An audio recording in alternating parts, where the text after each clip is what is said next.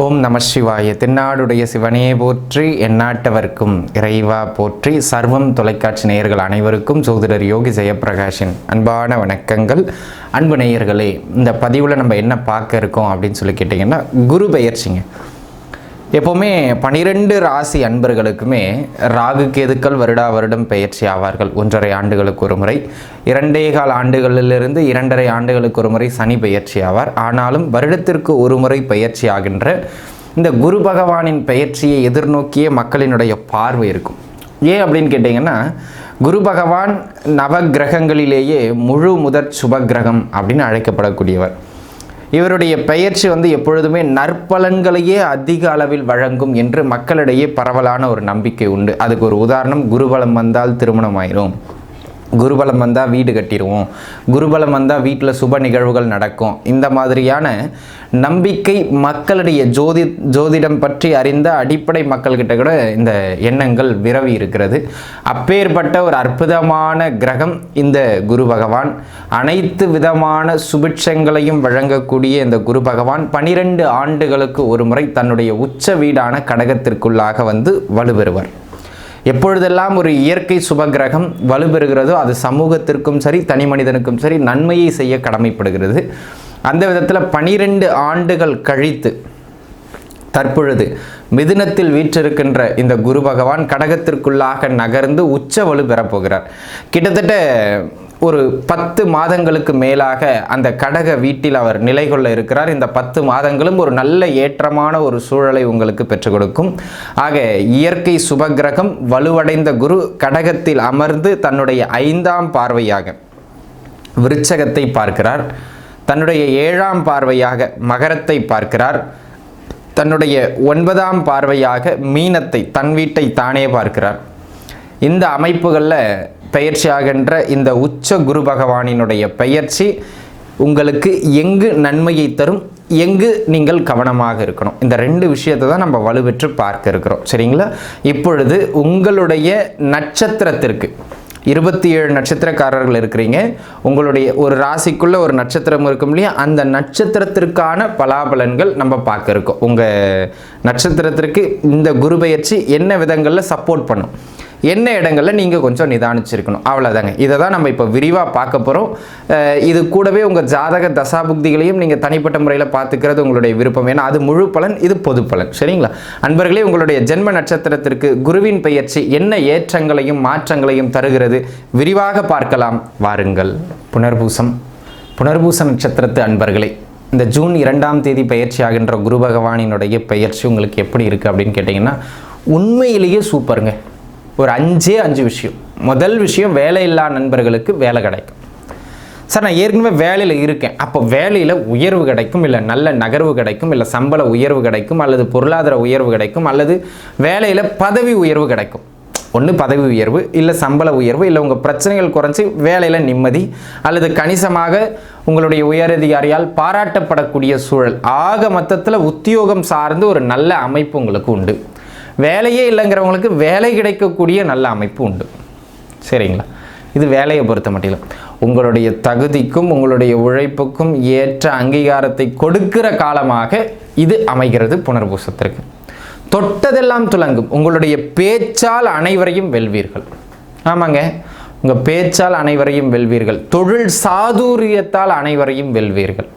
இந்த காலகட்டம் 10ஆம் இடத்திலே சில முக்கிய கிரகங்களின் தொடர்பு இந்த ஆண்டு ஏற்படுகிறது.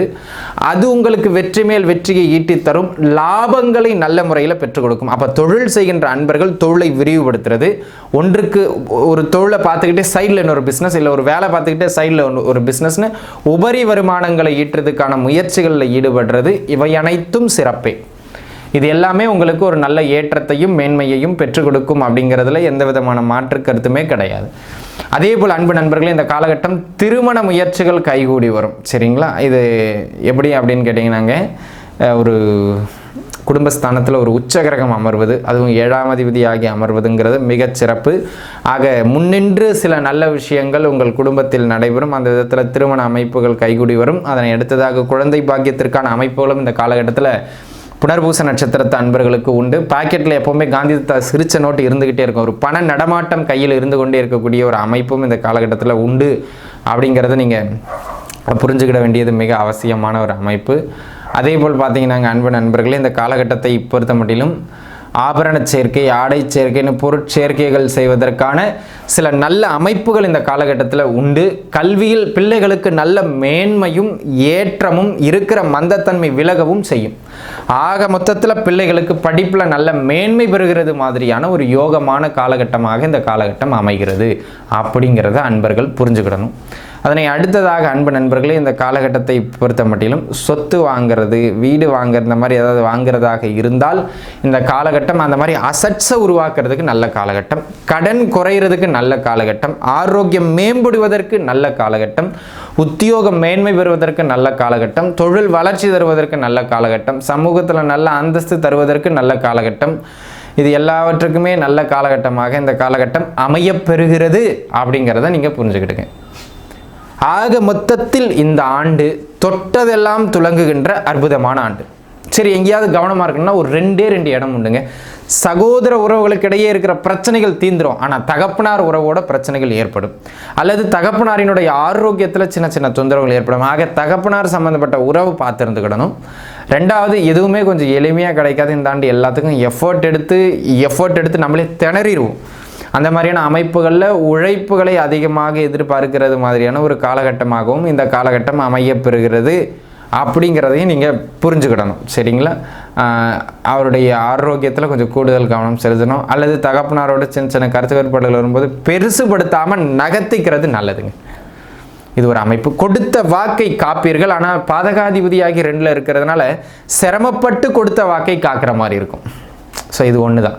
அதே போல் பூர்வீக சொத்துக்களில் சின்ன சின்ன இஷ்யூ வந்து போகும், ஆனால் வெற்றி உங்களை சாரும், கவலைப்பட வேண்டிய அவசியம் இல்லை. பூர்வீகத்தில் கொஞ்சம் நிதானித்து இருக்க வேண்டியது மிக அவசியம் ஆகிறது. ஆக புனர்பூச நட்சத்திரக்காரங்களுக்கு பொருளாதாரம், சேமிப்பு, வேலை, தொழில், திருமணம் போன்ற சுபகாரிய நிகழ்வுகள், திருமண அமைப்பு மட்டும் இல்லாமல் குழந்தை பாக்கியமும் கைகூடி வருவதுன்னு ஒரு நல்ல சிறப்பம்சமிக்க ஒரு குருபெயர்ச்சி ஆண்டாக இந்த குருபெயர்ச்சி அமைகிறது. அனைவரும் நன்றாக இருப்பீர்கள். இந்த காலகட்டத்தை பொறுத்த மட்டிலுங்க தட்சிணாமூர்த்தி வழிபாடு அல்லது மகான்களினுடைய வழிபாடு, இந்த மாதிரி மகான்களினுடைய வழிபாடெல்லாம் உங்களுக்கு நல்ல ஏற்றத்தை பெற்றுக் கொடுக்கும். நன்றாக இருப்பீர்கள். வாழ்க வளமுடன். நன்றி. அன்பர்களே, இப்போ நம்ம பார்த்த இந்த குரு பெயர்ச்சிக்கான பலாபலன்கள் வந்து கோட்சாரத்தின் அடிப்படையிலான ஒரு பலன்கள். எப்போவுமே இதுக்கு ஒரு 10% பலம் உண்டு. ஆனால் இப்போ இதில் நம்ம முக்கியமான விஷயம், ஒரு வீடு கட்ட போகிறோம், தொழில் பண்ண போகிறோம், இன்வெஸ்ட் பண்ண போகிறோம், திருமணம் பண்ண, இந்த மாதிரி முக்கிய விஷயங்கள் ஏதாவது பண்ண போகிறீங்கன்னா உங்கள் சுயஜாதக தசாபுக்தியும் நல்லா இருக்கா அப்படிங்கிறத ஒரு முறை பார்த்துட்டு அதை முயற்சிக்கிறது சிறப்பு. உங்களுக்கு தனிப்பட்ட முறையில் நீங்கள் ஜாதகம் பார்க்க விருப்பப்படுறவர்கள் கீழே இருக்கிற என்னுடைய எண்ணுக்கு தொடர்பு கொண்டு உங்களுடைய ஜாதகங்களை பார்த்து கொள்ளலாம். அனைத்து சர்வம் டிவி நேயர்கள் அனைவரும் நன்றாக இருப்பீர்கள். வாழ்க வளமுடன். நன்றி.